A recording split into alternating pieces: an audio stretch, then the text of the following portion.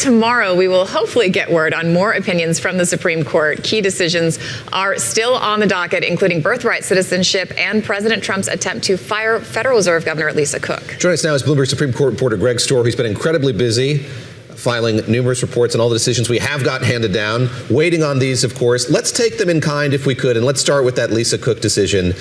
This is about whether the president can do this temporarily, but of course the ramifications extend far beyond that. Greg, get us up to speed on sort of where things stand and how the arguments in that case kind of color what you expect to happen when that is handed down. Yeah, good morning, David and Christina.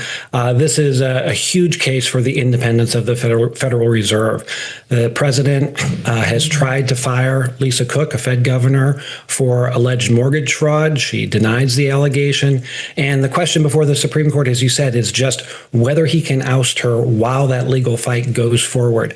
The arguments back in January did not go especially well for the president. There was certainly a lot of skepticism that he should be allowed to remove her before she even had a chance to defend herself against the allegations. John here, sit down before I tell you this. The Supreme Court wiped out Trump's entire cabinet. It's false, no such ruling exists. If it were true, it would be an unprecedented constitutional crisis. But the dramatic narrative doesn't match legal reality. Always verify before reacting. But here's the thing that should immediately make you stop and think twice. The headlines are screaming about a collapsed cabinet. But when you actually look for the evidence, when you search for the actual Supreme Court ruling that supposedly did all this, it's nowhere to be found. There's no official document. There's no court opinion you can read. There's no announcement from the justices themselves. There's just this vague, dramatic claim that something massive happened, accompanied by absolutely zero concrete proof. And that silence, that complete absence of any actual documentation, that should be setting off every single alarm bell in your head right now.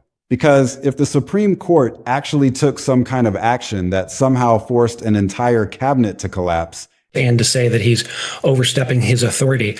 The court was also, though, pretty wary of what this decision might mean down the road for other cases. There's concern about saying too much about what power the president does have to fire somebody. Federal law says that he can fire somebody for cause. Exactly what that means, it has not been spelled out. So we may get a relatively narrow decision that keeps her in office, but doesn't answer every single question. This is also tied to another case that we're waiting for, which is the FTC commissioner, Slaughter v. Trump, because it's a different federal agency, and it's likely the court is going to support the president in that one. But based on the arguments and what we were hearing from even some of the conservative justices, they seem very leery of the president's power to get rid of Cook.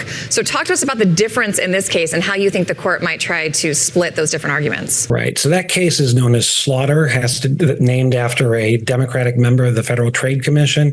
So it goes back to the 1930s. The Supreme Court at that point said Congress can set up. You wouldn't have to go searching for information about it. It would be everywhere. It would be dominating every legitimate news outlet on the planet. Think about the sheer scale of what this headline is claiming for just a moment. The Supreme Court doesn't just casually blow up presidential cabinets. That's not how any of this works. That's not how our constitutional system is designed to operate. The courts interpret laws and evaluate whether executive actions comply with the Constitution. They don't typically just step in and declare that an entire group of government officials can no longer serve.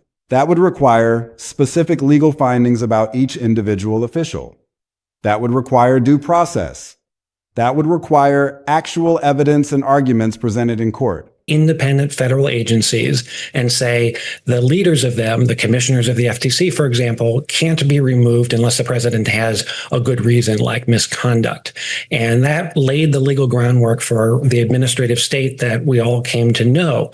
And the Supreme Court has been chipping away at that. And what the court could do this coming week is say, we're going to overturn that big 1935 precedent and say the president can fire the heads of those agencies for any reason because they they have executive powers, and the executive power under the Constitution belongs to the president. So he must be able to fire them whenever they're not adhering to his policy preferences. Now, important note, the Supreme Court has suggested earlier that the Fed is not part of that discussion, that the Fed is different, and that whatever it does in this case involving the Federal Trade Commission is not going to affect the Fed. And that's why the Lisa Cook case matters, because there the president says it's not just for any reason. I think she has done something wrong, and that's why I'm firing her. So that's a different category of case. None of that exists here. What we've actually got is a viral headline that's been constructed by taking several real but completely separate legal developments and mashing them together into one dramatic, sweeping narrative that sounds incredibly compelling but falls apart the moment you actually look at the underlying facts. And let's be honest with ourselves for a second. This is a pattern we've seen over and over again in the current media landscape. Take a handful of real events, strip away all their context and nuance, blur them together into a single shocking headline, and watch the engagement pour in. It works because each individual piece is technically real. The Lisa Cook case actually happened. The birthright citizenship ruling actually happened. The Carroll case denial actually happened. Greg, the other big one that we're waiting for is this birthright citizenship case. And correct me if I'm wrong, my understanding is by statute and by the 14th Amendment, if you have a kid in this country, regardless of who you are, in all likelihood, that kid will be a U.S. citizen. The Trump administration wants to change that policy.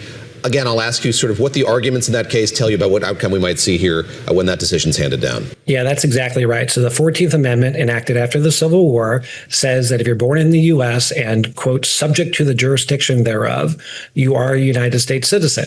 And that has long been understood as you described, basically making virtually everybody who is born on U.S. soil a U.S. citizen.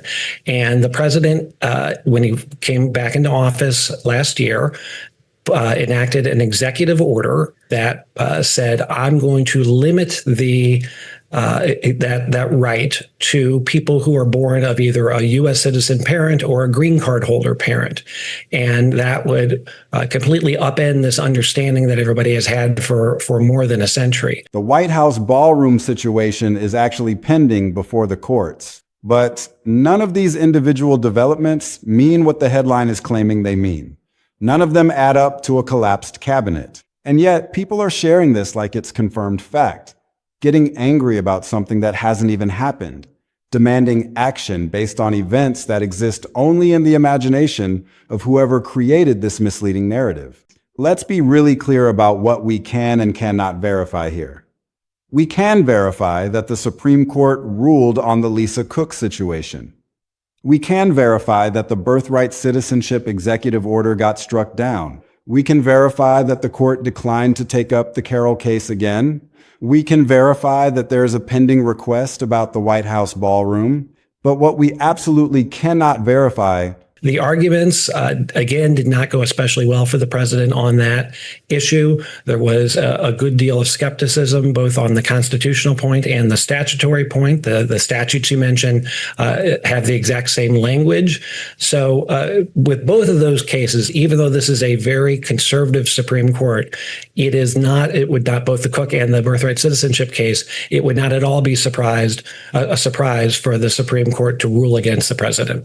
One of the other things that I thought was interesting in the arguments is some of the justices were asking John Sauer, who's representing the government, essentially the status of the child would be in limbo and then would have to be litigated for months based on whether or not the parent was determined to domicile there, whether or not they had status. Like, it seems like the adjudication part of that would be just insurmountable, and there's no apparatus to decide whether or not, there's no endpoint for that, right? That was one of the big arguments, as well as just, there's a lot of case law here going back to the Chinese Exclusion Act, the Dred Scott decision. This has been long established precedent the court would be asked to go against. Is any Supreme Court decision that removed cabinet secretaries from their positions, any ruling that disqualified executive branch officials from serving, any order that forced resignations, or any action that in any way collapsed the cabinet. That part is completely invented. It's a fictional narrative built on real events, which honestly makes it even more dangerous than a complete fabrication. because there's just enough truth in it to make people believe the whole thing. Now, I want to walk you through exactly where this fake story actually came from, because understanding the origin of the confusion is the first step to seeing through it. The claim about a collapsed cabinet appears to have been constructed from at least 4 distinct and completely separate Supreme Court or legal developments. Each one is real and significant on its own terms, but none of them mean what this viral headline says they mean. First, there's the Lisa Cook case, where the Supreme Court actually ruled that Cook could stay on as a Federal Reserve governor while her legal fight against Trump's removal attempt continues. That's a real documented ruling. But here's the critical detail that completely changes the meaning of that case. Lisa Cook is not and never has been a cabinet secretary. She's not even part of the executive branch in the way that cabinet officials are.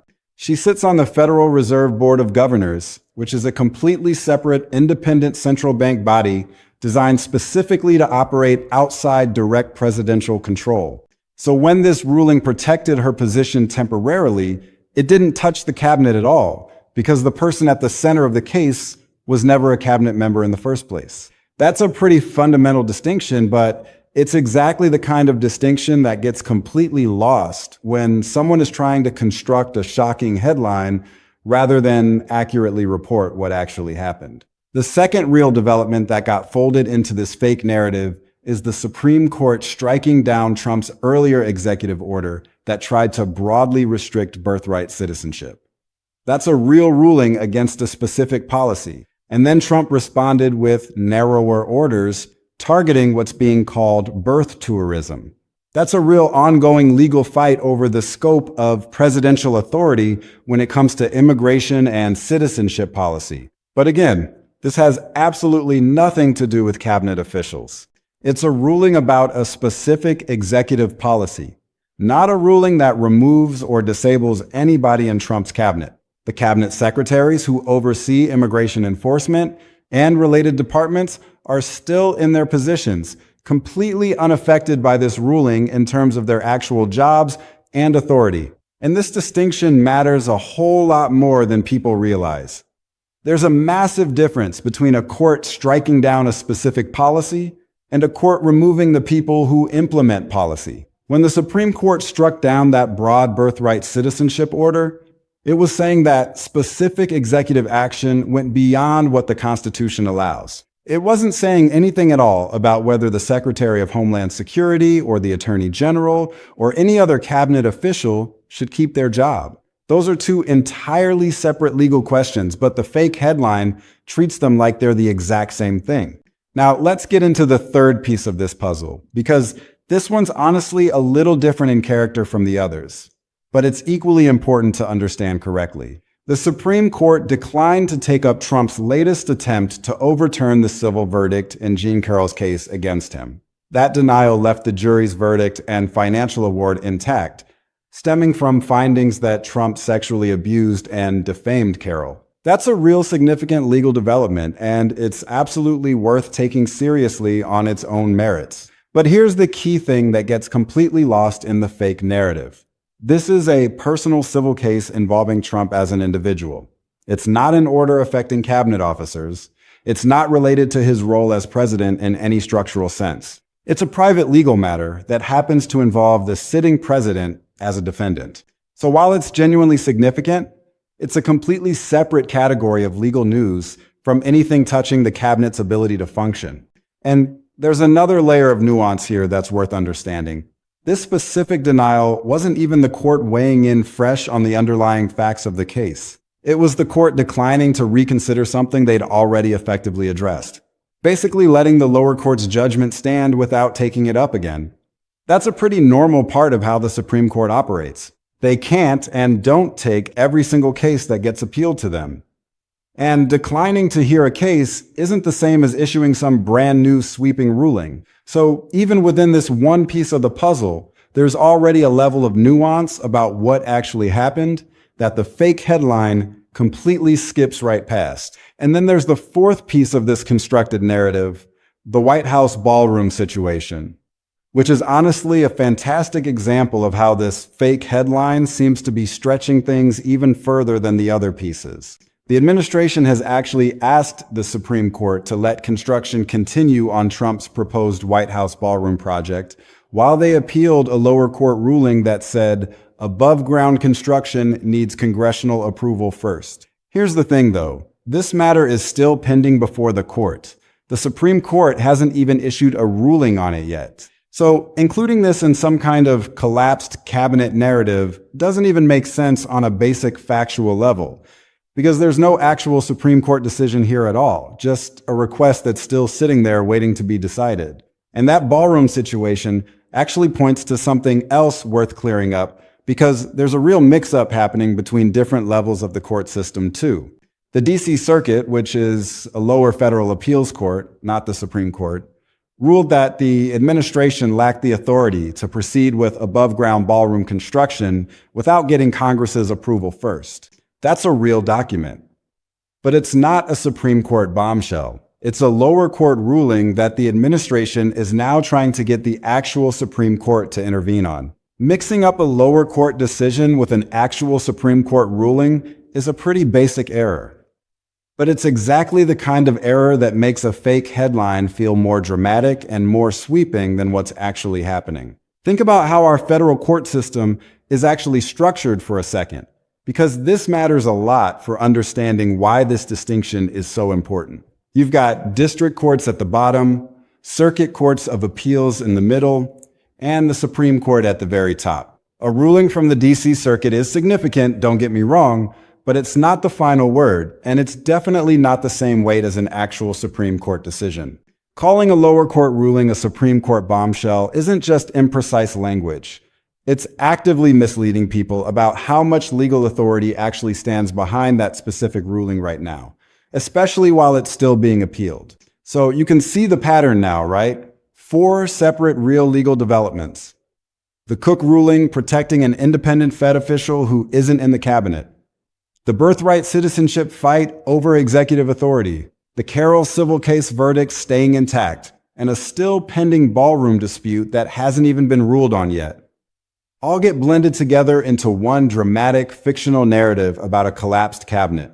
Each piece individually is real and worth understanding, but stacked together and mislabeled as a single Supreme Court bombshell that wiped out the executive branch's leadership, that's just not an accurate picture of what's actually happening. And honestly, this gets to something deeper about how we consume news in this environment. There's this constant pressure to make everything sound as dramatic and earth-shattering as possible, because that's what gets clicks, that's what gets shares, that's what gets engagement. But the cost of that approach is that people end up with a fundamentally distorted understanding of what's actually happening in our government and our legal system. They think the cabinet collapsed when it didn't. They think the Supreme Court issued some unprecedented ruling when it didn't. They think the executive branch is in total chaos when the reality is much more complicated and much more nuanced. And then when the fake story inevitably gets debunked, as it always does, there's this whiplash effect where people swing too far in the other direction and assume nothing significant is actually happening at all. But that's not accurate either. The individual cases that got mashed together into this fake narrative are genuinely significant on their own terms. They just don't mean what the headline says they mean. Let's think about what the Cook case actually tells us about the current state of presidential authority. The Supreme Court's ruling that Cook could stay on the Federal Reserve Board while her legal challenge continues is actually a pretty significant statement about the limits of presidential removal power when it comes to independent agencies. The court essentially said that Trump hadn't followed the proper statutory procedures before trying to remove someone from her position. That's a real check on executive authority. It matters. It has implications for how presidents can interact with independent agencies going forward. But it's not a cabinet collapse. It's not even a cabinet issue at all, because the Federal Reserve is specifically designed to operate independently from the executive branch. It's an entirely different category of government entity. And the birthright citizenship fight is similarly significant, but completely mischaracterized in this fake narrative. The Supreme Court striking down Trump's broad executive order on birthright citizenship is a major ruling about the scope of presidential authority to redefine citizenship through executive action. That's genuinely important. It goes to the heart of what the executive branch can and cannot do unilaterally. But it's a ruling about policy, not about personnel. The cabinet secretaries whose departments deal with immigration and citizenship are still doing their jobs, still running their departments, still exercising their legal authority. The ruling didn't remove anyone from anything. It just said that specific executive action went too far. And the Carroll case, while personally significant for Trump and symbolically important as a statement about accountability, has literally nothing to do with the cabinet or executive authority in any structural sense. It's a personal civil matter that happens to involve the president. And the Supreme Court's decision to decline further review is a pretty routine procedural move that doesn't carry the kind of sweeping implications that people are trying to attach to it. And the ballroom situation is honestly the most egregious example of how this fake narrative gets constructed, because there isn't even a Supreme Court ruling to point to yet. It's still pending. And the lower court decision that started all this came from the D.C. Circuit, not the Supreme Court. So the entire foundation of this part of the fake narrative is built on a combination of a lower court ruling and a still pending Supreme Court request, neither of which remotely supports the idea of a collapsed cabinet. This is what happens when the incentive to get clicks and shares outweighs the incentive to get the story right. People throw together whatever scraps of real news they can find, regardless of whether those scraps actually support the headline they're trying to sell, and trust that most people won't bother to dig deep enough to notice the disconnect. And the scary thing is that trust is often well placed.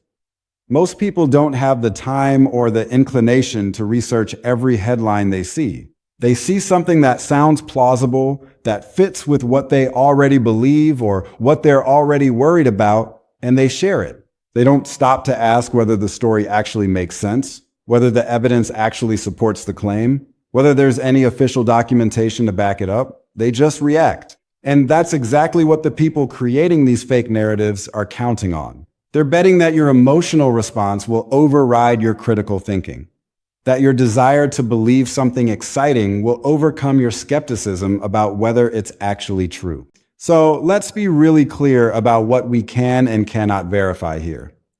We can verify that the Supreme Court ruled on the Lisa Cook situation, allowing her to remain on the Federal Reserve Board while her legal challenge continues. We can verify that the court struck down Trump's broad birthright citizenship executive order and that Trump responded with narrower orders on birth tourism. We can verify that the court declined to take up the Carroll case again, leaving the verdict intact. We can verify that there is a pending request about the White House ballroom and that a lower court previously ruled about congressional approval for construction. What we cannot verify is any Supreme Court action that removed or disqualified cabinet secretaries, any ruling that forced resignations, any decision that in any way collapsed the cabinet.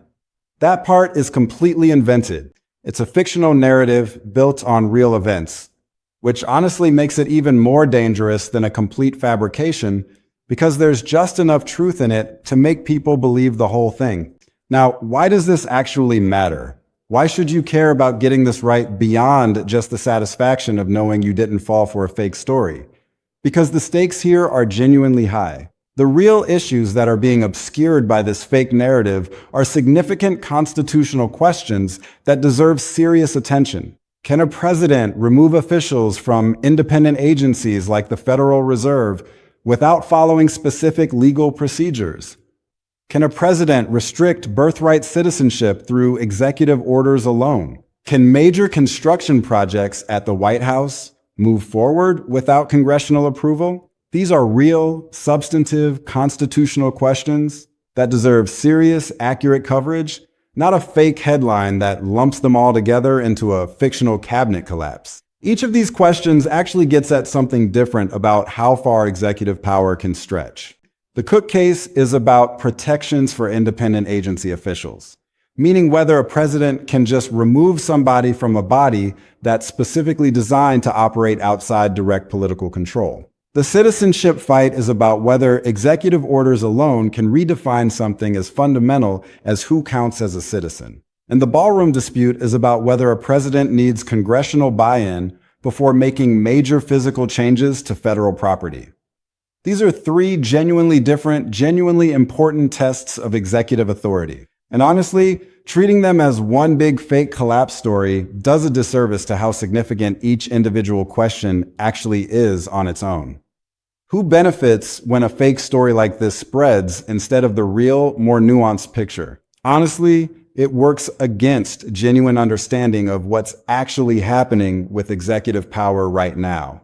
If people are sharing a fake claim about a collapsed cabinet, and that gets debunked, which it obviously will because it's not remotely accurate, it makes it that much easier to dismiss the real, legitimate constitutional questions happening in each of these individual cases as also being exaggerated or fake. That's a real cost, because these are genuinely important legal fights that deserve accurate, serious attention on their own individual merits.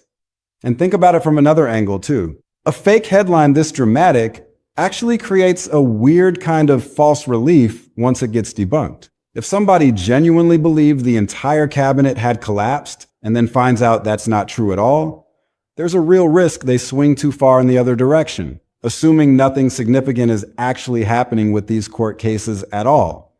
But that's not accurate either. The Lisa Cook case, the birthright citizenship fight, the Carroll verdict, and the ballroom dispute are all genuinely significant developments on their own. They just don't add up to some dramatic cabinet collapse.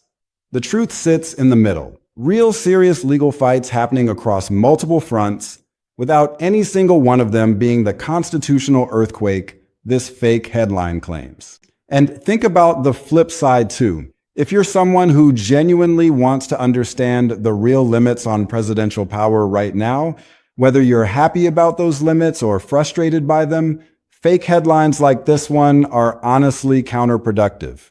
Every time a wildly exaggerated claim like a collapsed cabinet gets shared and then debunked, it makes people more skeptical of the next legal story too. Even when that next story turns out to be completely legitimate and well documented, that skepticism ends up protecting the actual complexity of what's happening from getting the serious, accurate attention it deserves. So, what should you actually be watching going forward?